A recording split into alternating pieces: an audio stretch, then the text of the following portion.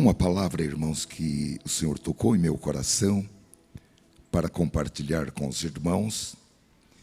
É a quarta mensagem da série que nós estamos falando a respeito de uma compreensão atual sobre o Espírito Santo.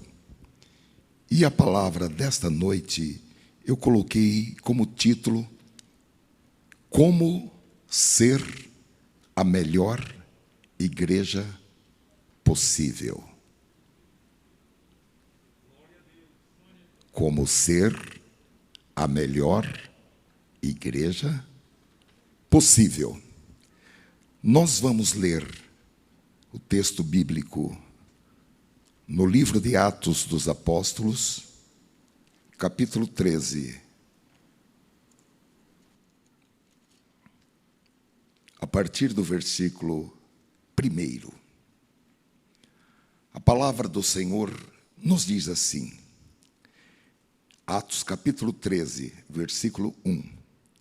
Na igreja que estava em Antioquia, havia alguns profetas e doutores, a saber, Barnabé e Simeão, chamado Níger, e Lúcio, Cirineu, e Manaém, que fora criado com Herodes, o tetrarca, e Saulo. E servindo eles ao Senhor, e jejuando, disse o Espírito Santo: apartai-me a Barnabé e a Saulo, para a obra a que os tenho chamado. Então, jejuando e orando, e pondo sobre eles as mãos, os despediram. E assim estes, enviados pelo Espírito Santo, desceram a Seleucia e dali navegaram para Chipre. Amém. Queridos irmãos e irmãs, eu gostaria de começar esta mensagem com uma pergunta. Existe igreja perfeita? Será que se nós procurássemos de norte a sul, ou efetivamente procurarmos de norte a sul e de leste a oeste, encontraríamos a igreja perfeita? A realidade, irmãos, é que não há igreja perfeita deste lado do céu. A igreja perfeita é somente do outro lado do céu, onde estão reunidos em adoração aqueles que já partiram para Deus e partiram salvos e remidos pelo sangue de Jesus. Faz algum tempo eu preguei uma mensagem com o título Como encontrar uma igreja para congregar. Porque eu mesmo mudei de um local para outro e eu fiquei um bom tempo procurando uma igreja para congregar. Eu até fui numa Assembleia de Deus que tinha lá na cidade, mas no primeiro culto que eu fui, o pastor suspendeu 2 jovens, porque tinha ido num casamento na igreja da Madureira. Foi a primeira e a última vez que eu fui naquela Assembleia de Deus do Belém.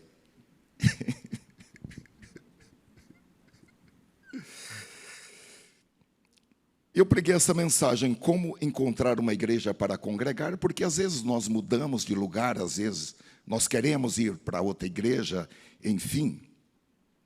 E eu disse aos irmãos, olha, se você encontrar uma igreja perfeita, por favor, não vá para lá, senão você vai estragar aquela igreja.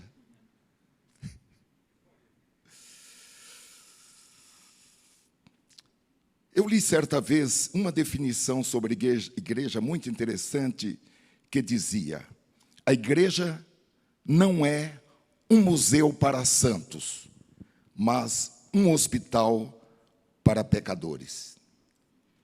E o próprio Cristo, O Senhor Jesus disse em Marcos capítulo 2, versículo 17: os sãos não necessitam de médico, mas sim os que estão doentes. Eu não vim chamar os justos, mas sim os pecadores ao arrependimento. Porém, meus amados irmãos, essas realidades não nos afastam de uma outra realidade, qual seja, Deus quer, Deus deseja e Deus espera que cada igreja, e aqui eu me reporto de forma específica, a nossa igreja aqui no setor 4 de Santana, dizendo: Deus quer, Deus deseja e Deus espera que esta igreja seja o melhor que nós pudermos ser.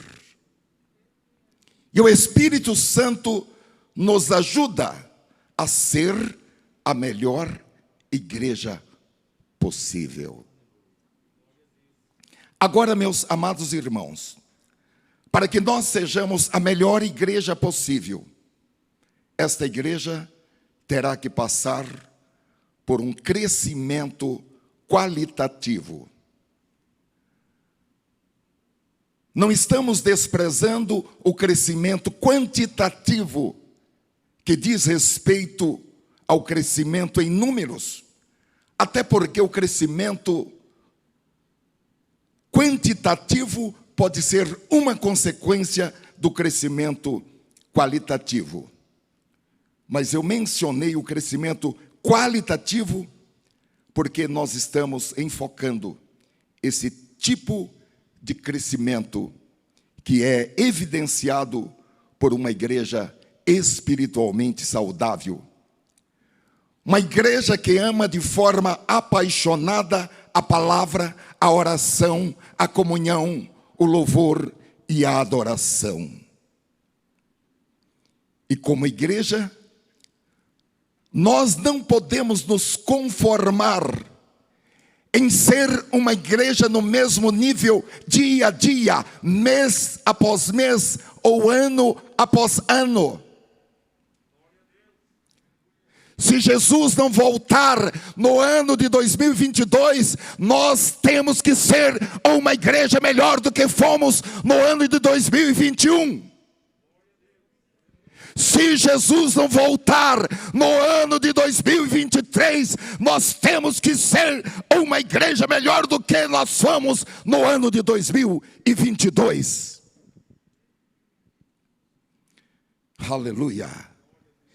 E meus amados irmãos, e quanto mais aquele dia se aproxima, mais nós temos que subir para níveis espirituais superiores. E subir para níveis espirituais superiores é possível porque o Espírito Santo, a palavra de Deus e o ministério, esses três estão trabalhando cooperativamente e estão investindo para que nós sejamos a melhor igreja possível.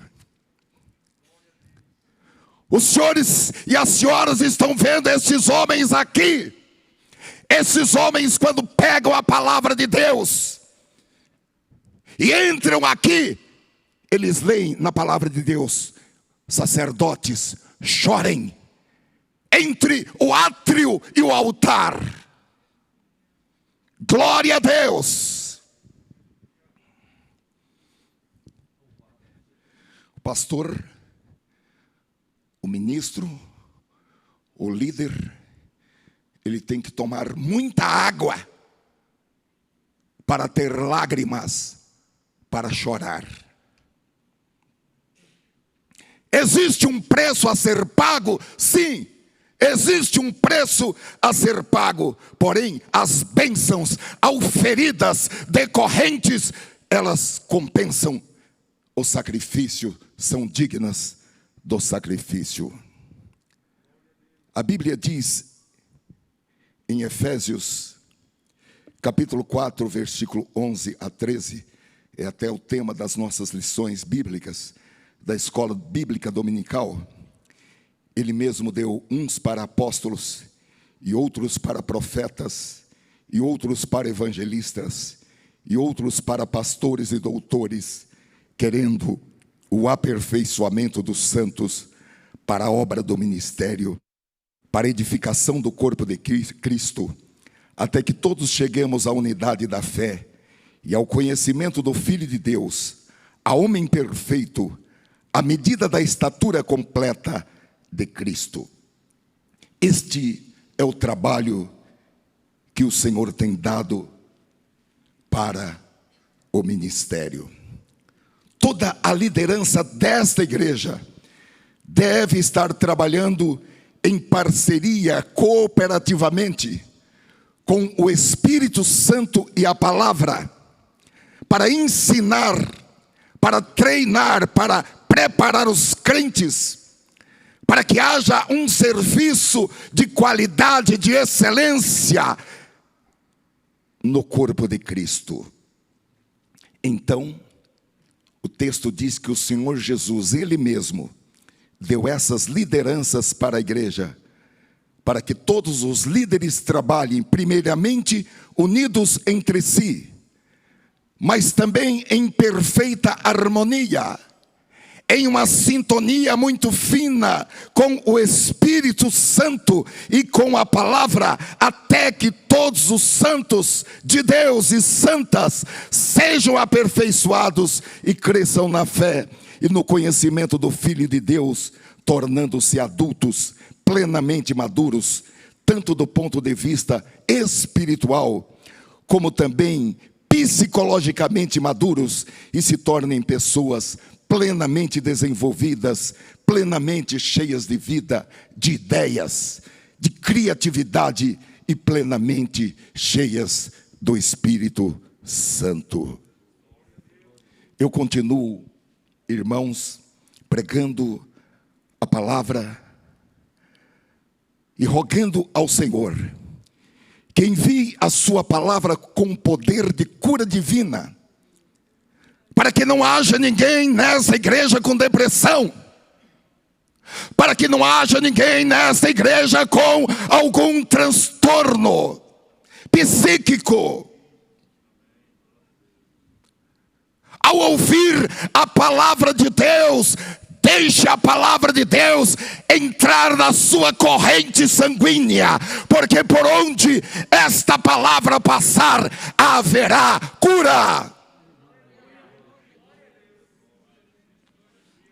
E meus amados irmãos, da mesma forma, como o Pai e o Filho e o Espírito Santo foram cooperadores na criação do homem e da mulher, porque a expressão do Gênesis é plural: façamos o homem a nossa imagem e semelhança. Era a Trindade reunida. Da mesma forma, os ministros e líderes foram dados para a igreja, para que trabalhem em parceria com o Espírito Santo e com a palavra de Deus, na construção daquilo que é chamado edifício de Deus. O apóstolo Paulo sintetiza em 1 Coríntios capítulo 3, versículo 9, essa ideia, dizendo: pois nós somos cooperadores de Deus, vocês são lavoura de Deus e edifício de Deus. Mais adiante, o apóstolo abre um pouco mais esse entendimento de ser um edifício, dizendo em Efésios capítulo 2, versículo 20, edificados sobre o fundamento dos apóstolos e dos profetas, de que Jesus Cristo é a principal pedra da esquina, no qual todo edifício bem ajustado cresce para templo santo no Senhor, no qual também vós juntamente sois edificados para a morada de Deus em espírito.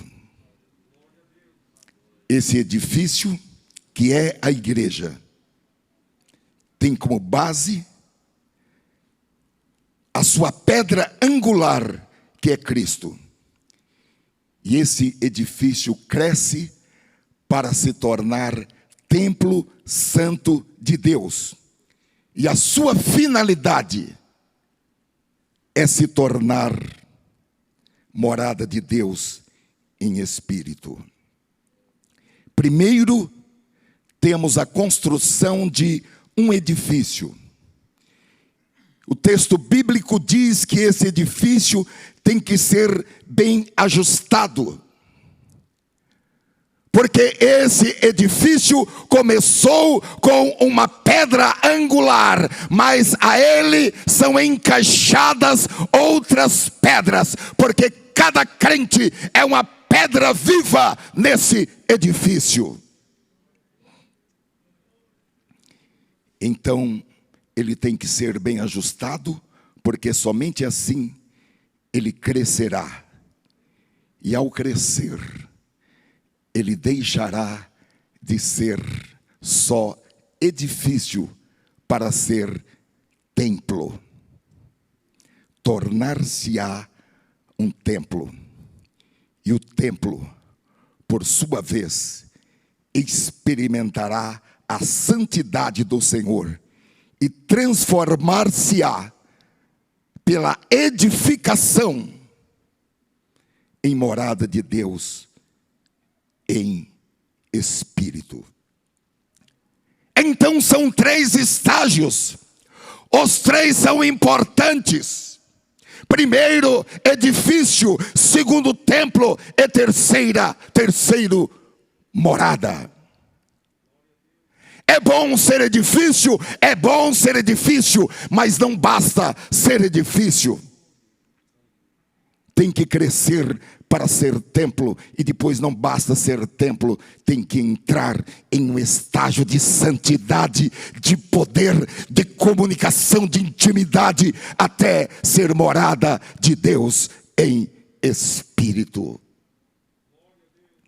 Agora, evidentemente, tudo começa com uma construção, onde Cristo é a pedra principal, a pedra angular.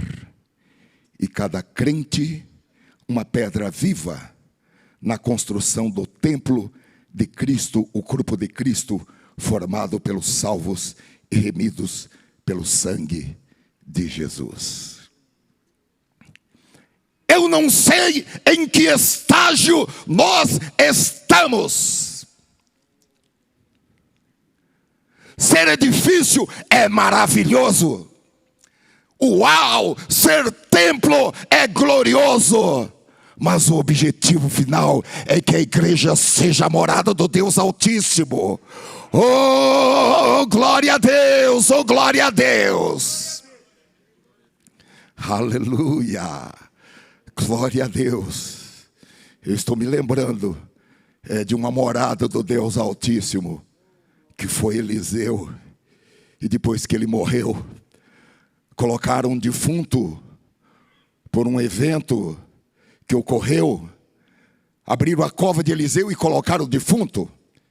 E quando o defunto tocou nos ossos do esqueleto daquilo que fora a morada de Deus, o defunto se levantou, ressuscitou na hora. Irmão, ser morado do Deus Altíssimo não é brincadeira. Isso tanto no plano individual, como também no plano coletivo. Oh, glória a Deus, oh, glória a Deus. Eu creio que Deus está acendendo uma tocha aqui nesta rua Paulo de Avelar 75, e esta tocha haverá de iluminar os céus de São Paulo, do Brasil e do mundo. Oh, glória a Deus. Oh, glória a Deus. Porque se os irmãos toparem, nós vamos ser uma igreja sem muros. Uma igreja sem muros, para levar a palavra de Deus até os confins da terra. O apóstolo Pedro, voltemos à ideia da construção. Ele diz na primeira epístola, capítulo 2, versículo 5, que nós somos pedras vivas que estamos sendo utilizadas na edificação desse edifício vivo que é a igreja. E ele chama esse edifício de casa espiritual, porque Deus habita no meio da igreja e Deus recebe os sacrifícios espirituais que são dedicados a Ele por meio de Jesus Cristo. E como nós podemos chegar lá, irmãos? Como é que nós podemos evoluir, crescer e chegar a ser morada de Deus em espírito? Como é que a nossa igreja aqui no setor 4 pode atingir esse estágio? Como é que esta igreja poderá atingir o seu melhor? Eu gostei muito, irmãos, de olhar para a igreja de Antioquia, e acho que nós podemos aprender muito com essa igreja do primeiro século. Primeiro, porque a igreja de Antioquia era uma igreja livre.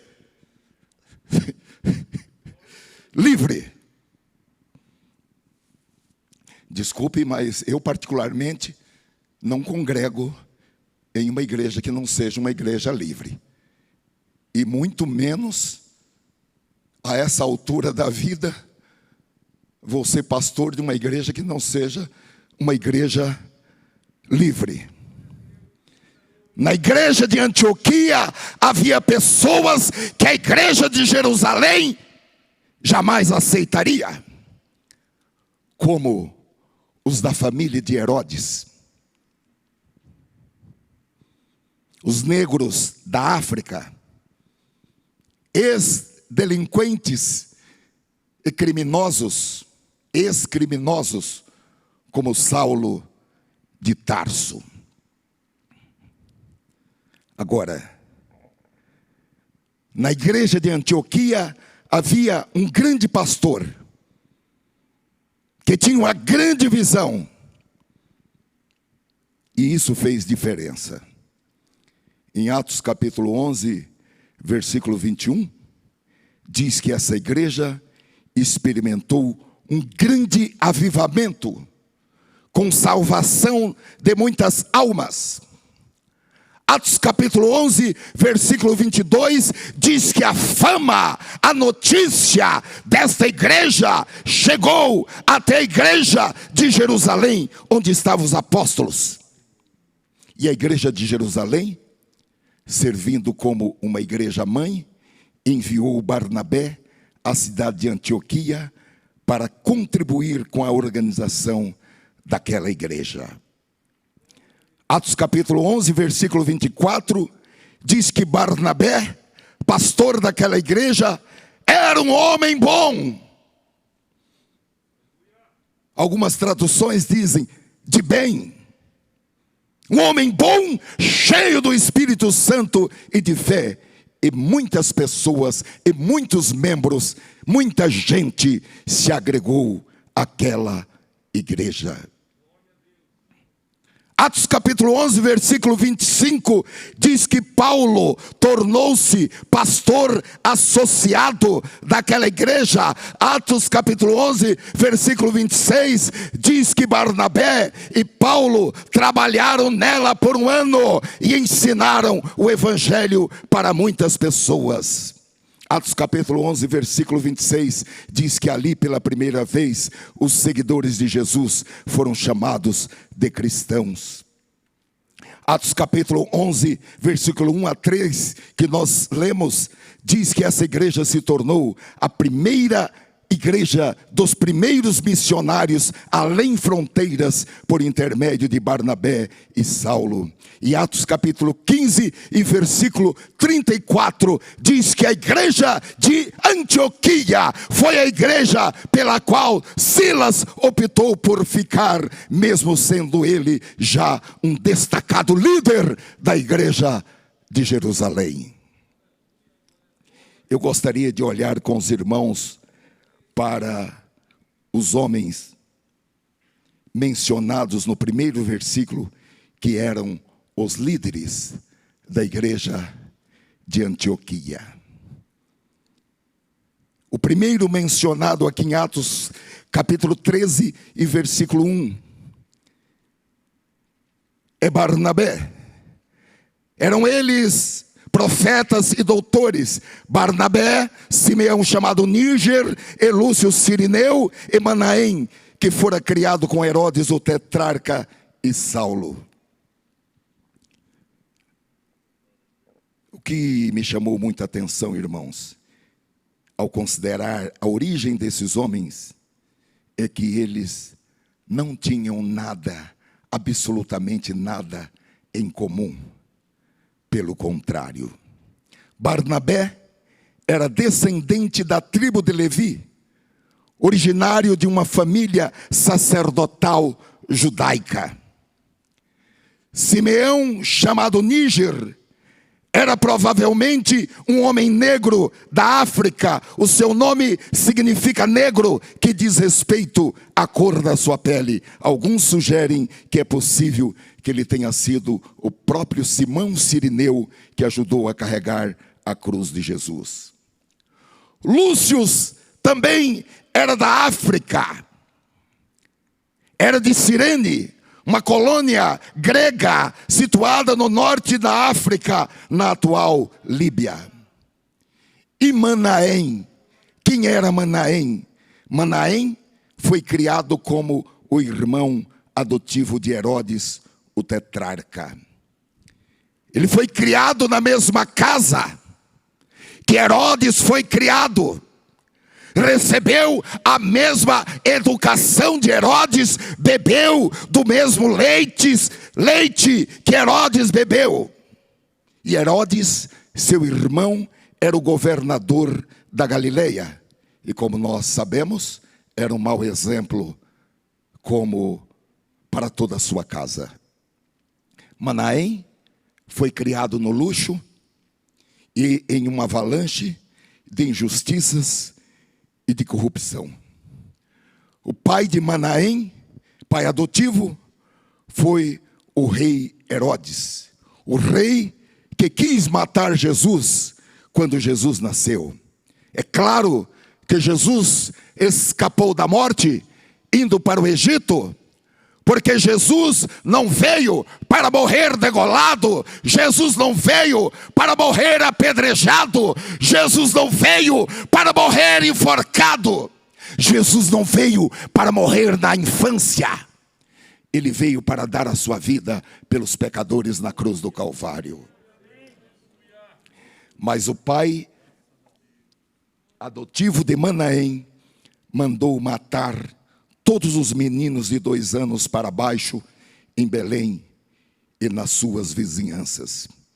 E o irmão adotivo de Manaém, Herodes, o governador da Galileia, foi o homem que mandou decapitar João Batista e que trouxessem a sua cabeça em um prato para entregá-lo para a bailarina. Foi essa a atmosfera onde Manaém foi criado.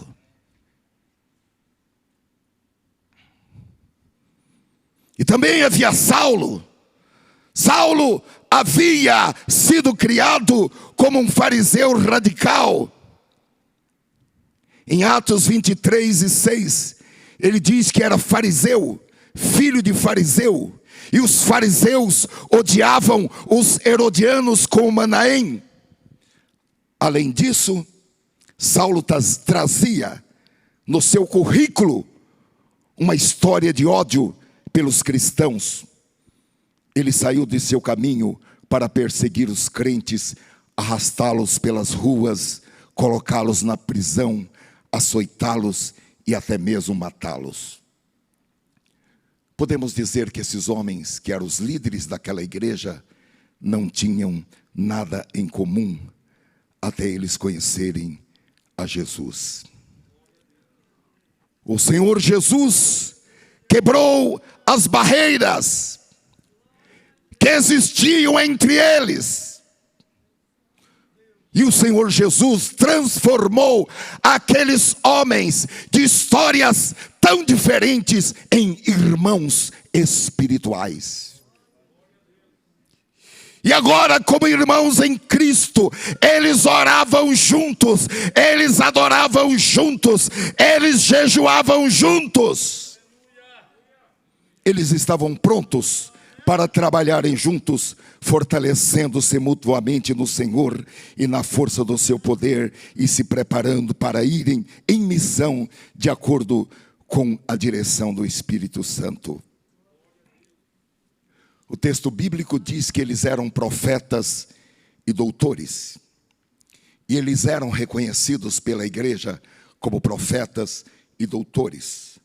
Mas antes de tudo, eles eram liderados pelo Espírito Santo. Eles eram do tipo de profeta, de doutores, de pastores, que não diziam sim pela coisa mais óbvia possível, sem consultar o Espírito Santo. Quando você conversar com um profeta, com um doutor, com um pastor, e ele não pedir tempo para consultar o Espírito Santo, fique desconfiado dele. Mesmo que seja eu. Eu fico muito impressionado com um pedido que tem na Bíblia, que é o pedido das filhas de Zelofeade.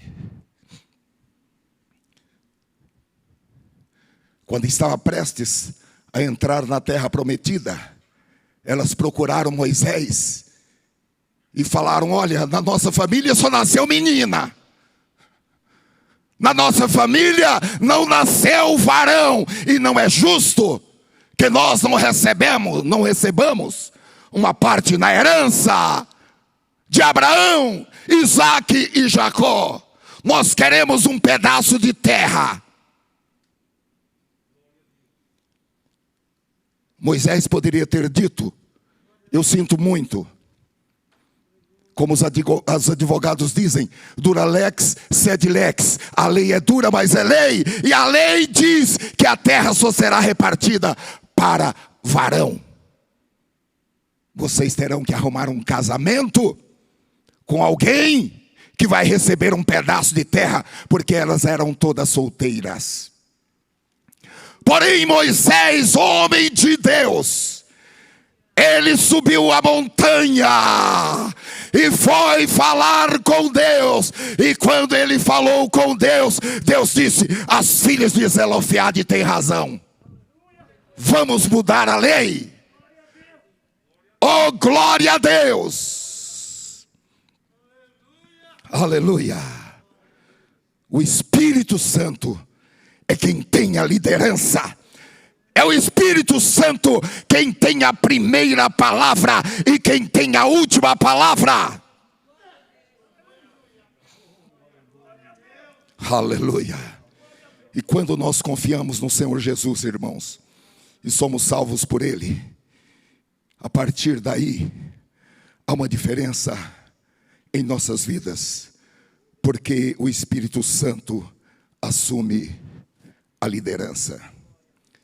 Não que sejamos tudo o que gostaríamos e o que deveríamos ser, porque ainda estamos em processo de santificação.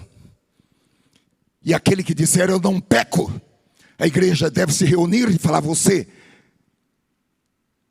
está suspenso da comunhão nesta igreja, porque não há homem e não há mulher que não peque.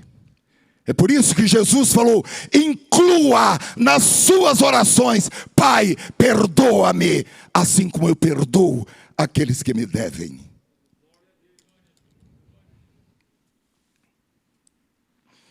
Aleluia. Porém, irmãos, com a graça de Deus, nós não somos mais o que éramos antes de dar um passo em direção a Cristo. Literalmente, quando aceitamos a Cristo, quando recebemos a Cristo dentro de uma proposta diferente, nós nascemos de novo, nascemos da água e do Espírito. Fomos feitos uma nova criação, fomos adotados como filhos da família de Deus, temos o nome de Deus, o sobrenome de Deus. Eu creio que um filho de Deus, que nasceu da água e do Espírito, e que se desviou, até quando ele estiver entrando no inferno, vão falar: olha, aí está entrando um filho de Deus, que se perdeu no caminho.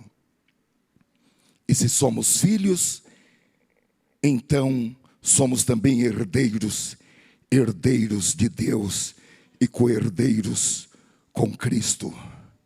A verdade nos fez livres e nós fomos transportados do império das trevas para o reino do Filho do amor de Deus. Nós saímos das trevas e fomos para a luz. Houve uma mudança radical em nossa forma de pensar, de agir e de falar. Houve uma espécie de reengenharia em nossa forma de pensar e em nossos processos mentais. O apóstolo Paulo, em Romanos capítulo 12, versículo 1, chama essa mudança de raciocínio mental de transformação pela renovação de nossas mentes.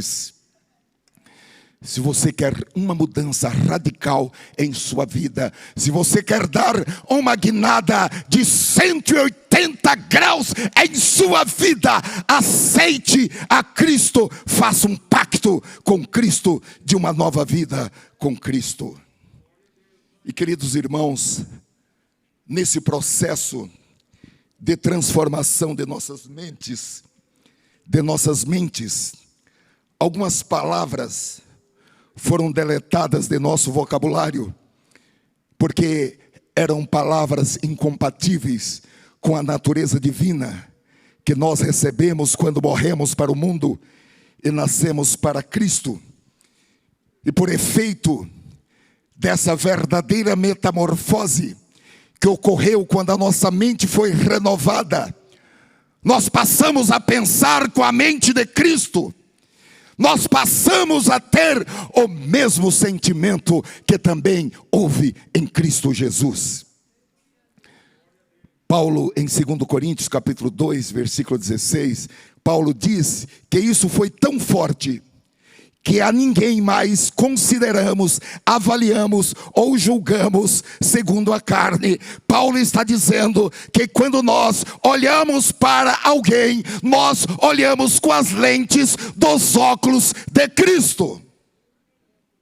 Lentes de amor, de misericórdia, lentes de compaixão, de bondade e de perdão. Quando você vê alguém avaliando alguém e falando uma palavra depreciativa a favor de alguém, é porque essa pessoa não está ainda raciocinando com a mente de Cristo. Ela precisa trocar os óculos, ou precisa de óculos com as lentes de Cristo. Porque após ser uma nova criatura, 100% nova criatura, Paulo diz: a ninguém mais avaliamos segundo a carne. Oh, aleluia. E isso faz com que, quando um irmão peca, nós olhamos para esse irmão com a iluminação de Gálatas, capítulo 6, versículo 1, que diz assim: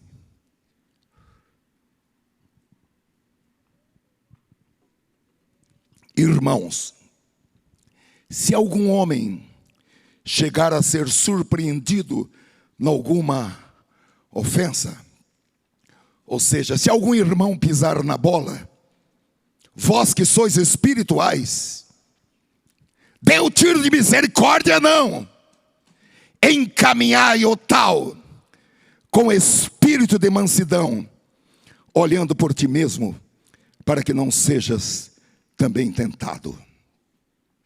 E agora, as pequenas diferenças não significam nada, absolutamente nada para nós. A esse respeito, Paulo orientou os crentes em Roma como eles poderiam zerar as reclamações sobre diferenças de pontos de vista que havia entre eles. Eu acredito que essa leitura pode muito nos ajudar em Romanos, capítulo 14, a partir do versículo 1.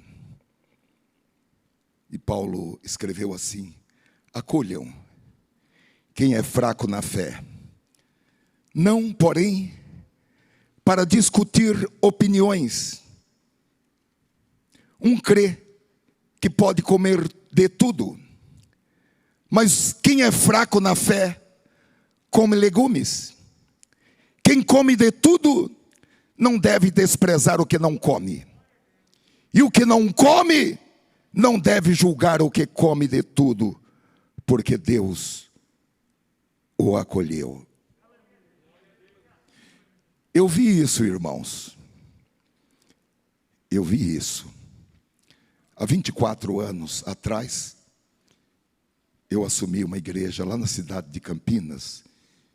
E eu fiquei nessa igreja até quando vim aqui cooperar com os irmãos.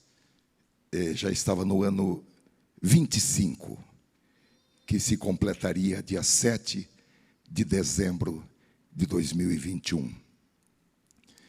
E quando eu fui na primeira ceia naquela igreja, o irmão que era o chefe dos diáconos falou para mim: olha, irmão, a ordem que nós temos aqui é, se a irmã tiver base na unha, não é para entregar a ceia para ela. Para mim foi uma novidade, porque eu tinha vindo de uma igreja onde nós éramos livres. Oh, glória a Deus! E o Espírito Santo confirmava que nós éramos livres. E meus amados irmãos, eu vi a realidade desse texto. Porque muitas irmãs que estavam ali nunca raparam a perna, o braço. Nunca usaram uma joia. Mas também não falava mal das irmãs que usavam joias, das irmãs que se vestiam de uma maneira mais moderna, das irmãs que aparavam o cabelo. Quem come de tudo não deve desprezar o que não come, e o que não come não deve julgar o que come de tudo, porque Deus o acolheu. Deus quer que nós sejamos a melhor igreja que pudermos ser. E nós aprendemos com a igreja de Antioquia, já no domingo passado,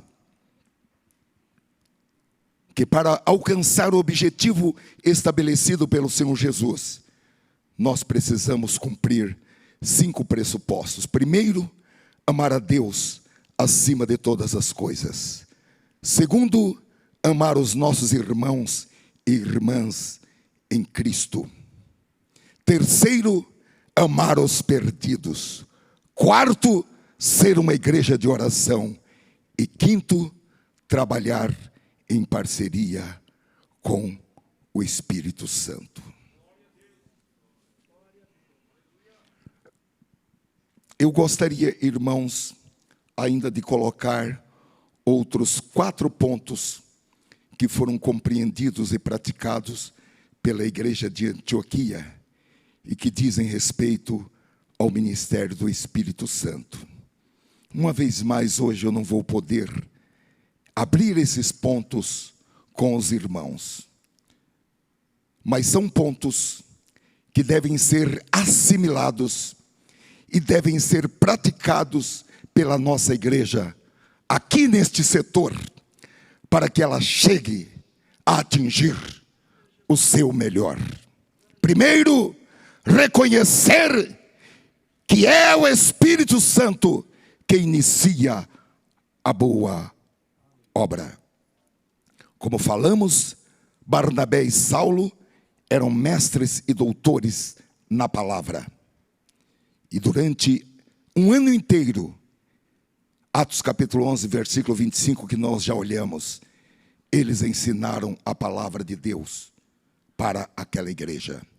Contudo, a despeito de toda essa competência, a despeito de toda a dedicação à igreja, dedicação ao ensino, essa viagem missionária de Paulo e Barnabé não foi uma ideia deles, não foi um plano que a igreja teve, não foi também um plano da Secretaria de Missões,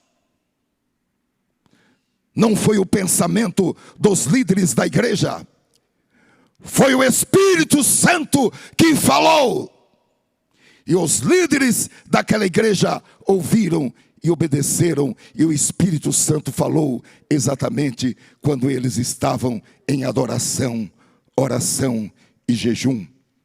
Porque existe um padrão para o Espírito Santo falar. Quando nós reservamos um tempo para a adoração, invariavelmente ouviremos a voz do Espírito Santo. Na maioria das vezes, não ouvimos o que o Espírito diz, porque estamos distraídos, ou porque estamos preocupados pelos assuntos da vida, ou até mesmo porque o Espírito Santo disse em algum momento e nós nos esquecemos. Então o Espírito Santo fala, porém, às vezes, embora a pessoa esteja de corpo presente no ambiente onde o Espírito Santo falou, ele estava tão concentrado em outros interesses que não ouviu o que o Espírito Santo disse. Lucas chegou a ser repetitivo para enfatizar que Saulo e Barnabé foram enviados pelo Espírito Santo, porque ele diz isso no versículo 2, Atos 13 e 2, e depois ele torna a repetir isso em Atos capítulo 13 e versículo 4. A obra de Deus não pode ser realizada pela vontade humana. A obra de Deus não pode ser realizada por conchavos, por conjecturas humanas ou por pensamentos humanos. O Espírito Santo foi que os enviou. Eu quero dizer para os irmãos e quero pedir que vocês me ajudem em oração, para que qualquer movimento nesta igreja, nós possamos esperar a palavra do Espírito Santo. Pode ser a coisa mais óbvia. É preciso primeiramente ouvir o Espírito Santo. É uma espécie de protocolo e não se pode queimar etapas, porque há um tempo e há um modo determinado pelo Senhor para que as coisas sejam feitas. Na realidade, irmãos, há pessoas que são ansiosas e até mesmo para fazer a obra do Senhor. Eu gostaria de dizer a todos os irmãos que a ansiedade não nos ajuda em nada, e ela precisa ser controlada pelo Espírito Santo. E uma das manifestações do fruto do Espírito Santo é exatamente o domínio próprio. E há um texto muito significativo em Lamentações capítulo 3 e versículo 26. bom é ter esperança e aguardar em silêncio a salvação do Senhor. Em segundo lugar, irmãos, o Espírito Santo guia. Ele é o líder. A liderança do Espírito Santo ficou evidente quando vemos o que aconteceu em Pafos, que era a capital de Chipre. Atos capítulo 13, versículo 4 diz: enviados pelo Espírito Santo, desceram a Seleucia e dali navegaram para Chipre. Chegando em Salamina, proclamaram a palavra de Deus nas sinagogas judaicas. João estava com eles como auxiliar. Viajaram por toda a ilha, até que chegaram a Pafos. Ali encontraram um judeu chamado Bar Jesus, que praticava magia e era falso profeta. Ele era assessor do procônsul Sérgio Paulo. O procônsul, sendo um homem culto, mandou chamar Barnabé e Saulo, porque queria ouvir a palavra de Deus.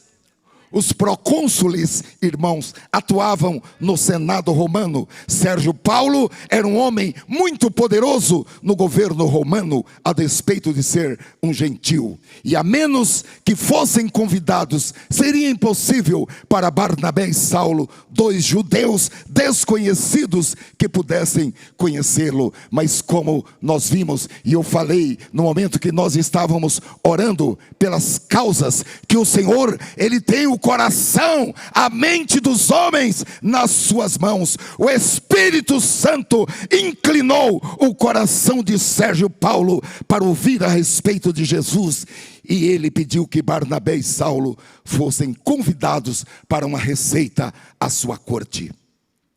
Agora em Atos capítulo 13, versículo 8, diz que Satanás tentou impedir que esse governador ouvisse o evangelho. E Satanás usou aquele mágico, porque enquanto Barnabé e Saulo falavam do evangelho, ele se opunha, tentando afastar o procônsul da fé. Versículo 9. Todavia Saulo, também chamado Paulo, cheio do Espírito Santo, fixando os olhos nele, disse: dois pontos. O que Paulo vai dizer é uma palavra muito forte. Porém, Paulo disse aquela palavra cheio do Espírito Santo e não cheio de raiva. Não foi por ira do seu coração. Aquele homem era um impostor. Ele fingia conhecer Jesus, tanto que o nome dele era Bar Jesus, que significa filho de Jesus. No entanto, as suas práticas eram contrárias à verdade do evangelho. Porém aqui nós vamos ver Deus agir mais uma vez, porque Deus age contra todos aqueles que se opõem à pregação do evangelho. E aqui nós entramos no terceiro ponto, que nos mostra que o Espírito Santo capacita os enviados. Paulo vai pronunciar um julgamento de Deus sobre aquele homem que estava tentando impedir que o evangelho fosse aceito. E a palavra de Paulo foi a seguinte, Atos capítulo 3, versículo 10. Ó filho do diabo, cheio de todo engano e de toda malícia, inimigo de toda justiça, não cessarás de perverter os retos caminhos do Senhor, pois agora, eis aí está sobre ti a mão do Senhor, e ficarás cego, não vendo o sol por algum tempo. No mesmo instante, caiu sobre ele névoa e escuridade, e andando à roda, procurava quem o guiasse pela mão. Alguém que fala a palavra de Deus na autoridade do Espírito Santo é uma pessoa muito perigosa para ser contraditada. O versículo 12 diz assim: então o procônsul, vendo o que sucedera, creu, maravilhado com a doutrina do Senhor. Eu achei muito importante, porque o Espírito Santo deixou muito claro que o que impressionou o procônsul não foi a cegueira repentina do seu assessor. O texto diz que ele ficou impressionado, maravilhado com a doutrina do Senhor. E aqui finalizamos com o quarto E último ponto, porque quando alguém prega o evangelho, o Espírito Santo entra em ação. Você fala, e o Espírito Santo utiliza as suas palavras para convencer o homem de que ele é um pecador, para convencer o homem de que ele vai enfrentar a justiça de Deus e de que ele vai enfrentar o juízo final. E aqui, Deus não apenas paralisou Elimas, mas Deus transformou, e isso é muito lindo, Deus transformou aquilo que estava sendo uma pedra de tropeço em um degrau, para que Sérgio Paulo compreendesse o evangelho e viesse a fé em Cristo. E nós podemos tirar daqui uma grande lição. Nas mãos de Deus, a crise se torna uma oportunidade. Nas mãos de Deus, a injustiça se torna um monumento do seu direito.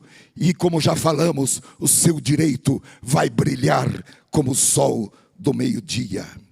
Nas mãos de Deus, a maldição se torna uma bênção. A oposição se torna um degrau para você subir para o próximo nível. Eu quero concluir dizendo: não tenha medo de oposições que se levantam contra você, seja em sua família, seja em seu trabalho, seja em sua igreja, ou venha de onde vier.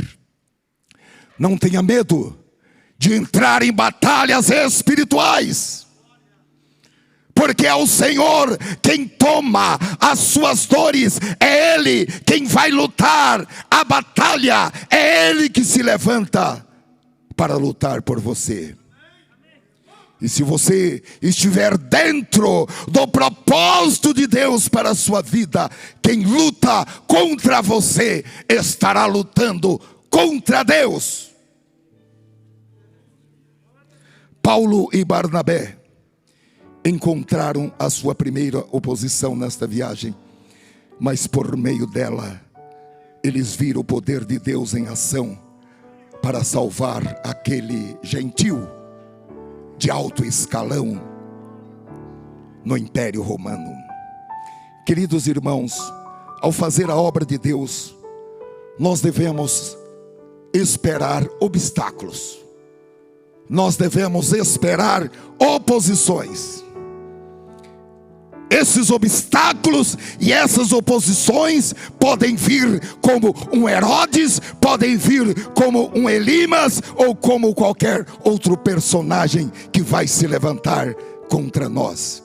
O importante é ter a convicção de que fomos enviados pelo Espírito Santo, que estamos no lugar onde Deus nos enviou, porque o Espírito nos ajuda a iniciar o trabalho. Ele guia, Ele capacita, Ele salva. É Ele quem vai à nossa frente, é Ele quem endireita os caminhos tortuosos, abre as portas fechadas, quebra as portas de bronze e despedaça os cadeados de ferro.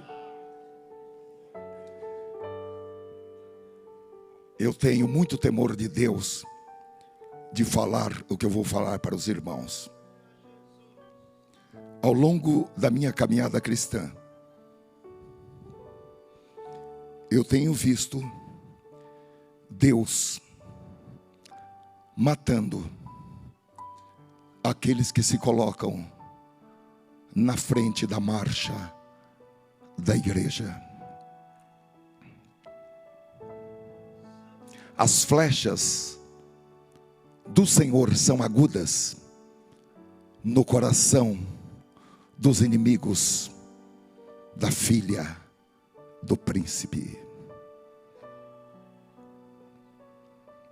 Deus deixa cegos também todos os Elimas que de uma forma ou outra se levantam querendo impedir que o evangelho seja anunciado.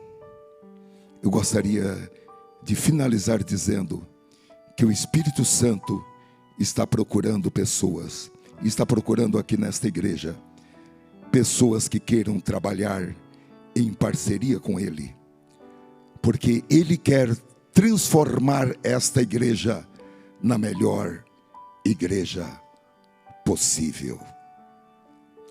Ó Senhor, segundo aquilo que o Senhor colocou em meu coração, eu procurei, dentro das minhas limitações, mas com o máximo de fidelidade, transmitir para os teus santos e as tuas santas, aqui reunidos, ou reunidos conosco por meio da internet. Eu quero te louvar pelo privilégio de entregar esta palavra. Eu nunca ousaria pensar em entregar uma palavra desta magnitude, até porque ela nunca tinha subido ao meu coração. Mas eu o fiz, e a obra é tua. Oh, glória a Deus. Eu quero humildemente pedir que as minhas palavras sejam esquecidas, mas aquelas que foram provenientes do teu trono, que elas continuem como brasas vivas, ardendo, queimando os corações e produzindo o efeito para o qual ela foi enviada. Realiza, Senhor, esta obra projetada pelo Espírito Santo para este tempo,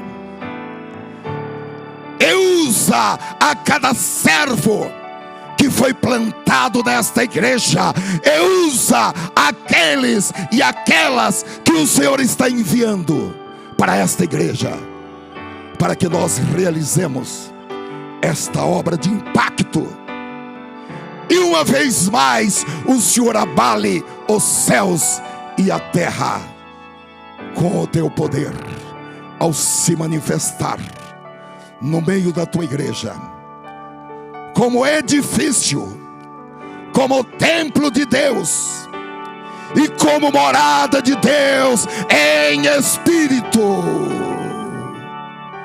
Habita, Senhor, permanece, Senhor, reside no meio da tua igreja. Oh, queridos irmãos, a Bíblia já diz que Ele habita no meio dos louvores do seu povo. Oh, Deus de Israel, Ele desce, Ele vem, Ele habita. Morada de Deus em espírito. Aleluia. Essa é a nossa vocação. Essa é a nossa vocação. Fiquemos de pé em nome de Jesus. Levante-se na autoridade um novo homem, uma nova mulher, para realizar um novo trabalho para Deus. O trabalho que você fez até hoje é elogiado por Deus, está registrado nos céus. Porém, há uma coisa nova. Há uma coisa nova.